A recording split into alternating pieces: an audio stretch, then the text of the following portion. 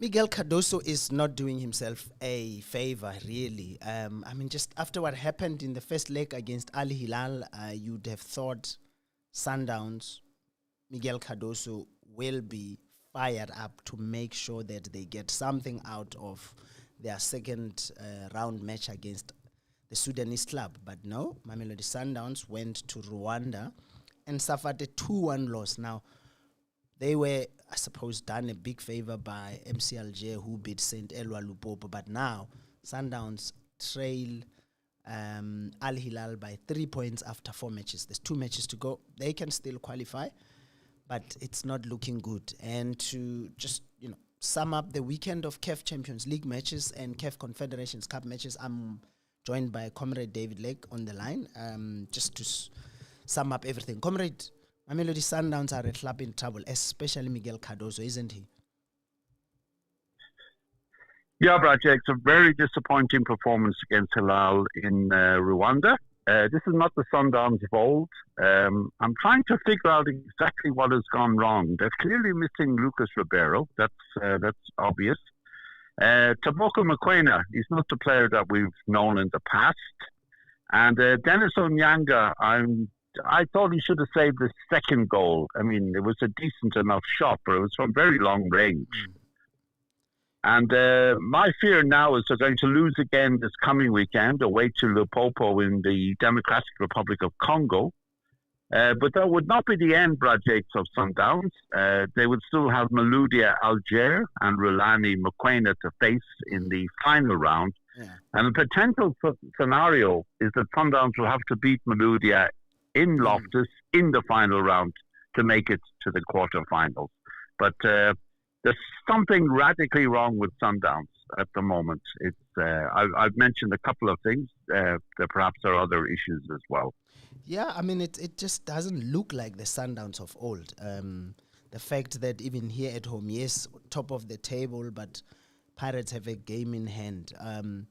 What happened last weekend when Al Hilal played and the fans voicing their anger, things being thrown at technical director Fleming Berg?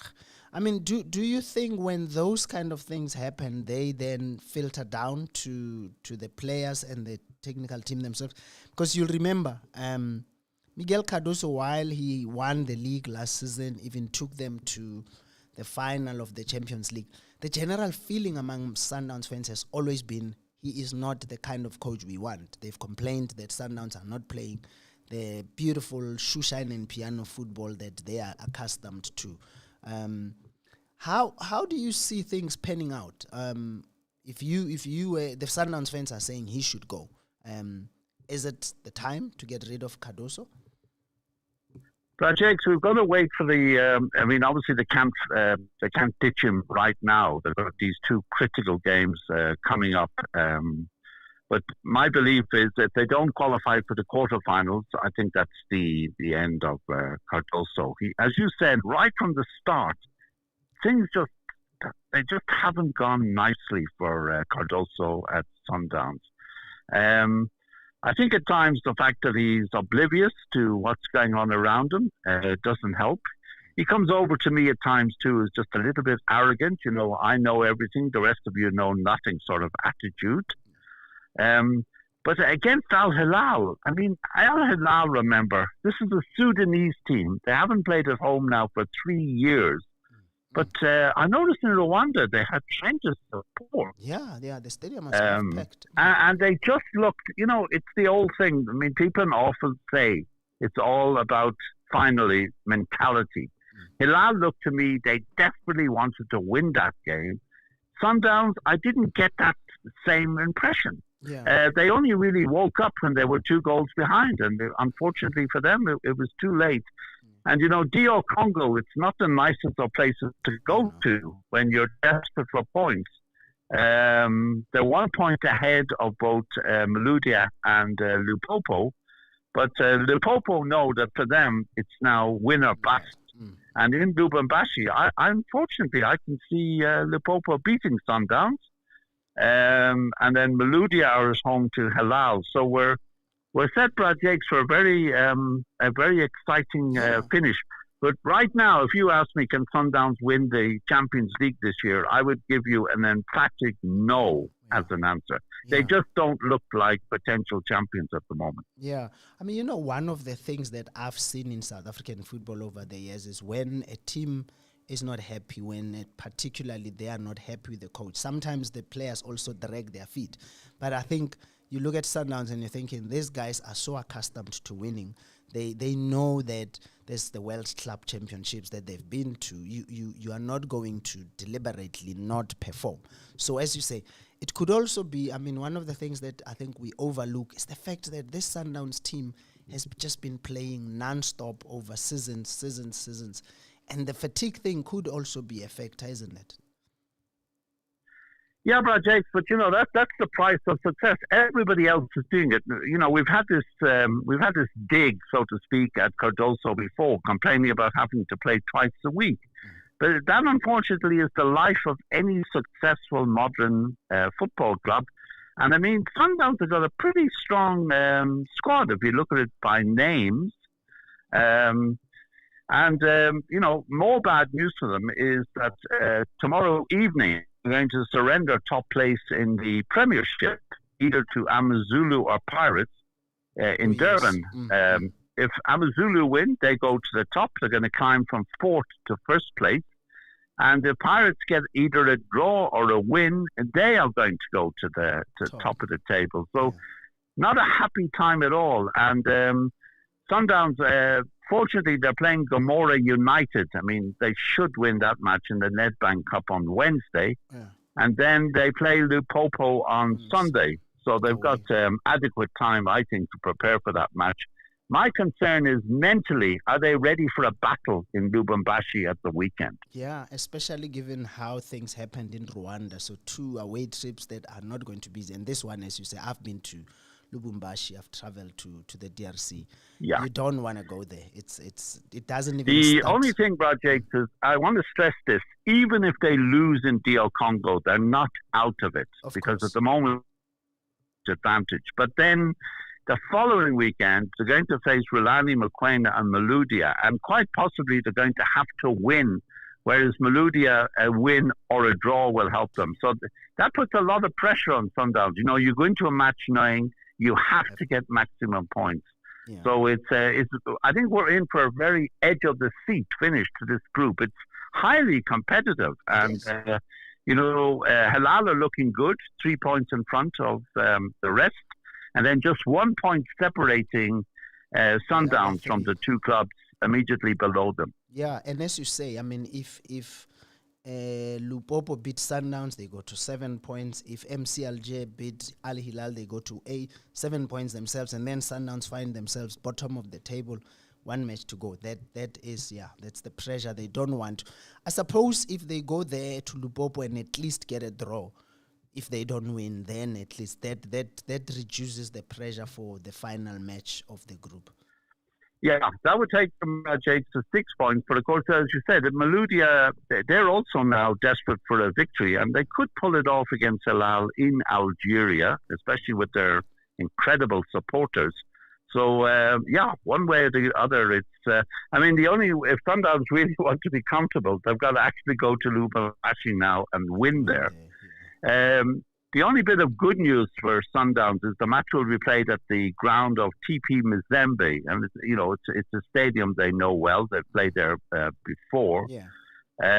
I've got no doubts about the football ability of Sundowns. My concern is the mentality of the team at the moment. Yeah, let's see how it goes. And as you say, it just looks like something is not right. And as I said, the fans for sure are not happy. We saw how they reacted.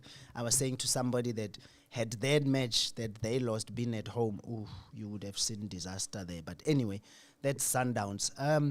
Our good friend Steve Barker got a point against Esperance at home. How was that match? Yeah, Brad Jakes, but it's unfortunately not enough. It was really a must-win. That was the only chance for Simba. But they had a 2-goal lead over Esperance of Tunisia at half-time in Dar es Salaam, but they couldn't hold on to it. The match finished 2-2. So Simba are all but out. They've got a single point.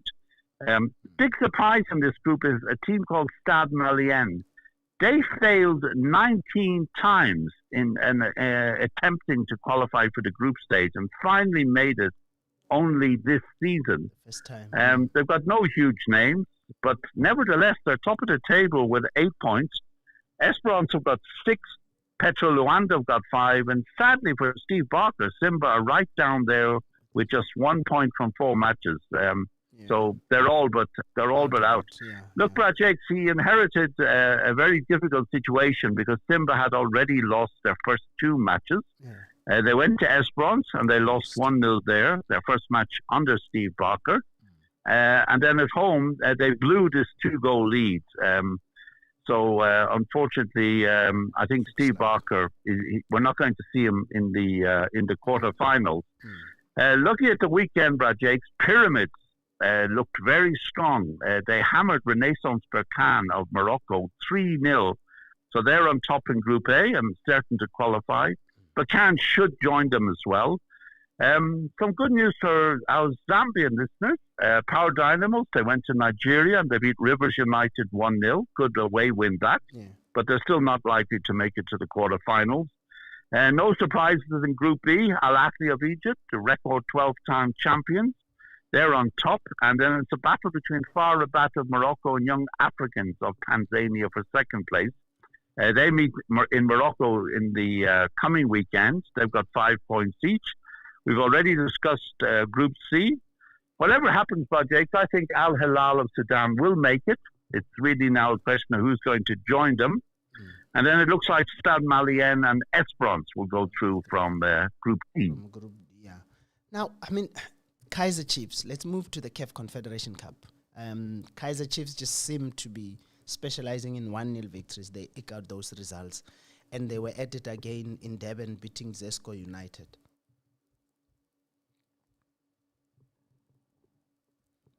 Hello, comrade? Yeah, Brad Jakes, it's funny, isn't it?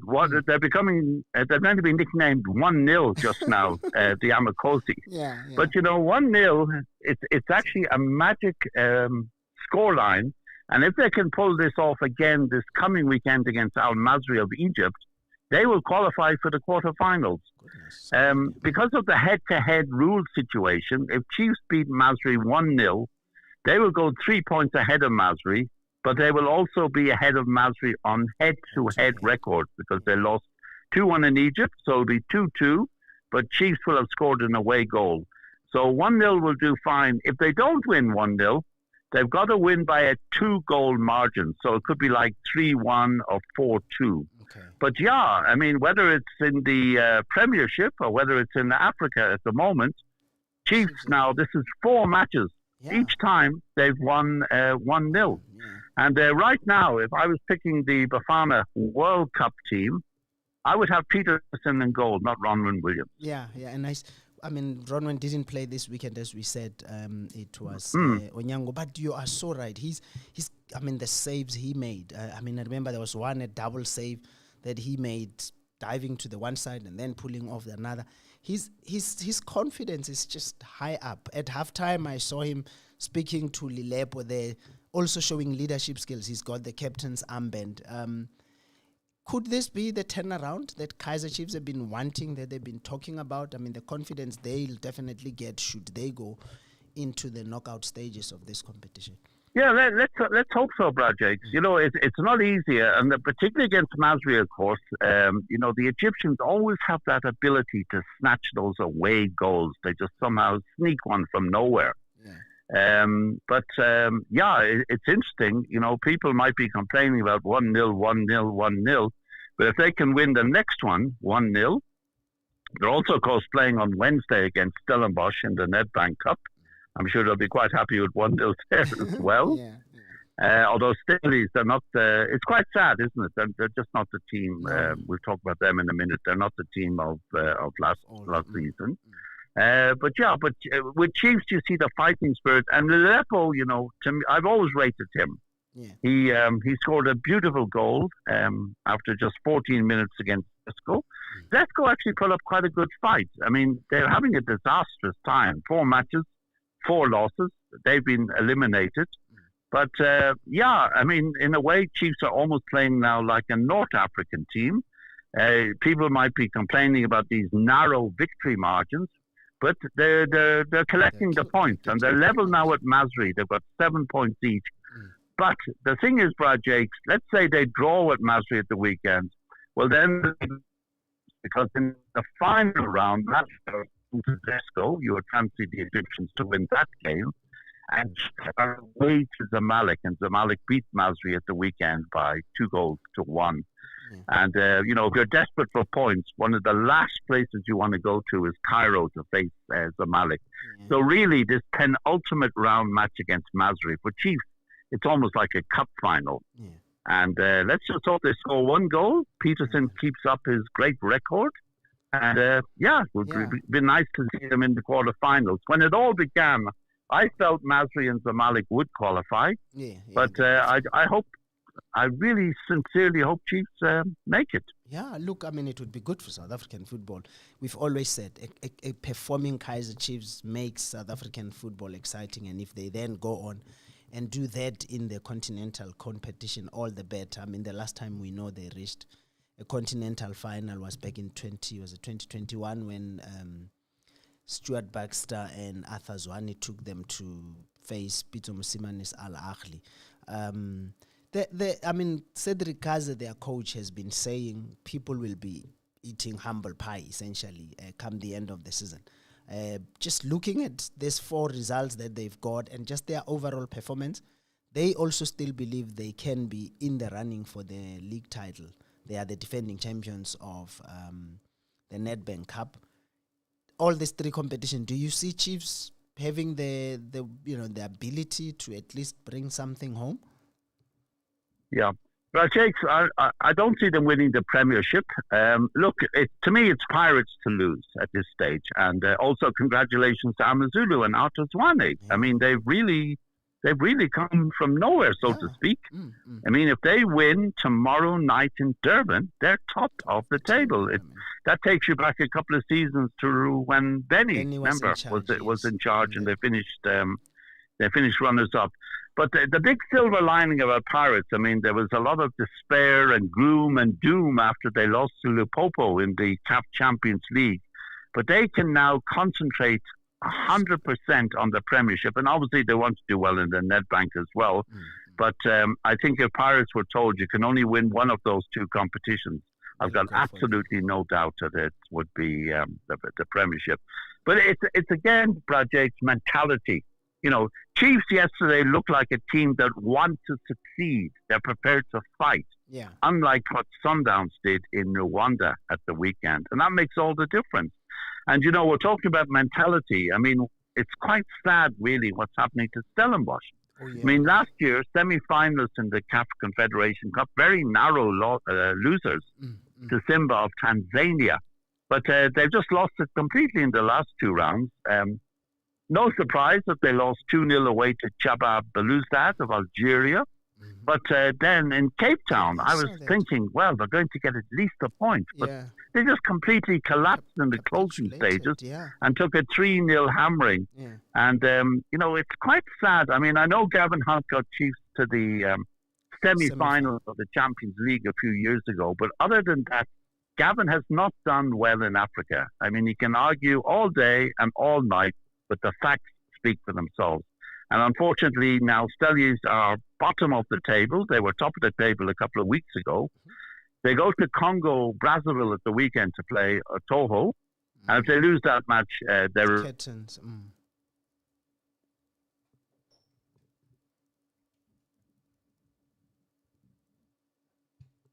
Hello?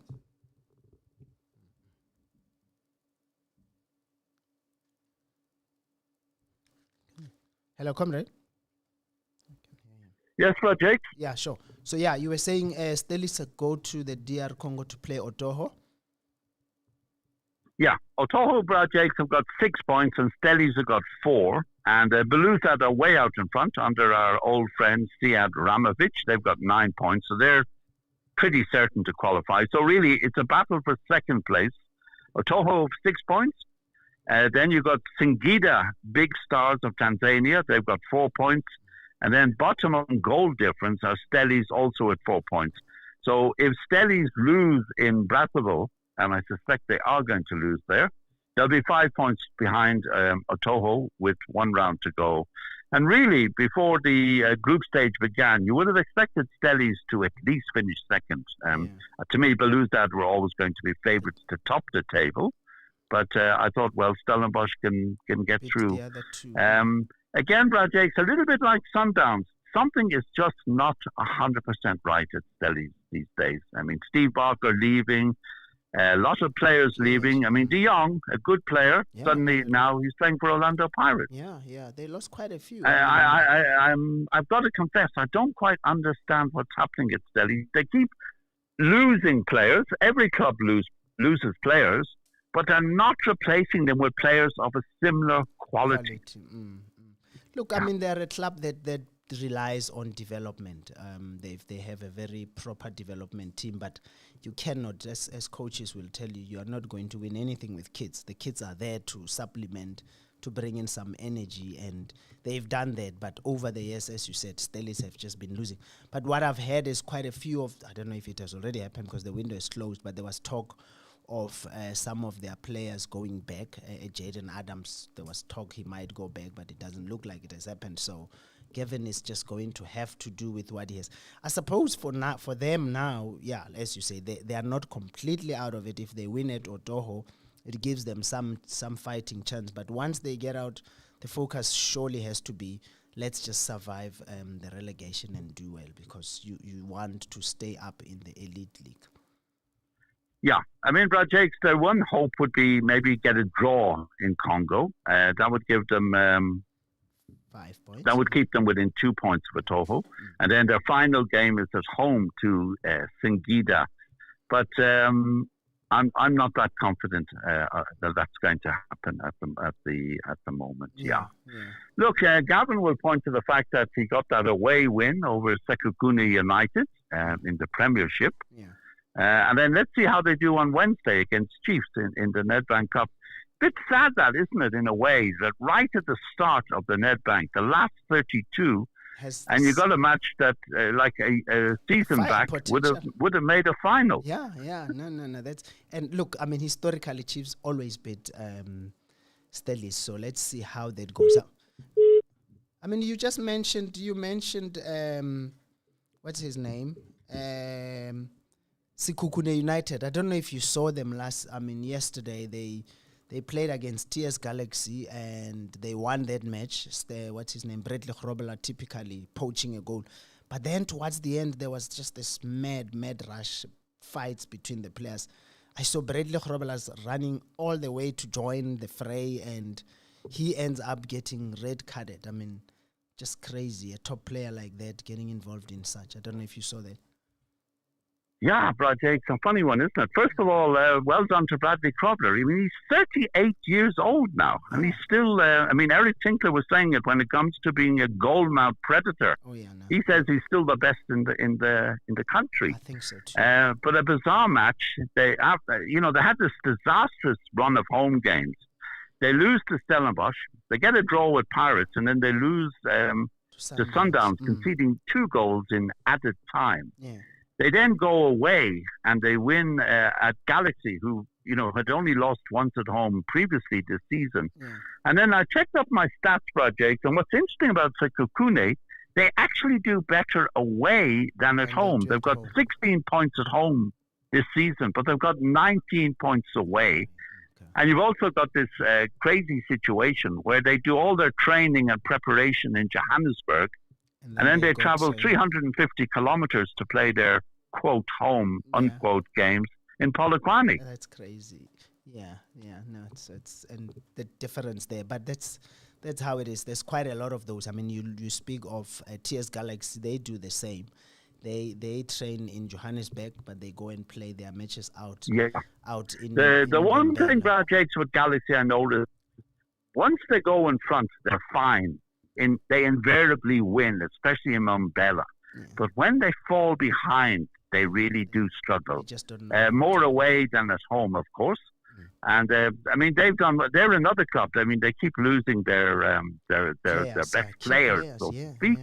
But congratulations to them. They are looking good for at least a top 8 place again this season. Yeah.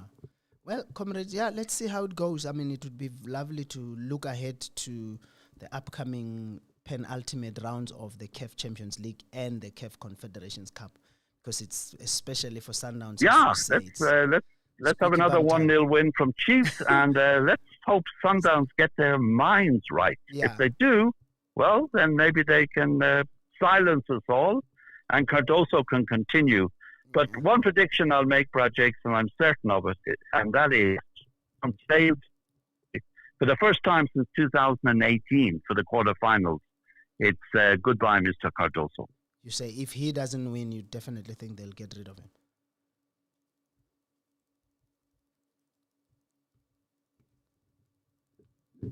Yeah, look, let's see how it goes. But he's got this match midweek, Gomorrah United. It's a small match but listen, over the years we've seen small teams causing upsets. Your Ducks have beaten Kaizer Chiefs, Baluti FET have beaten Orlando Pirates.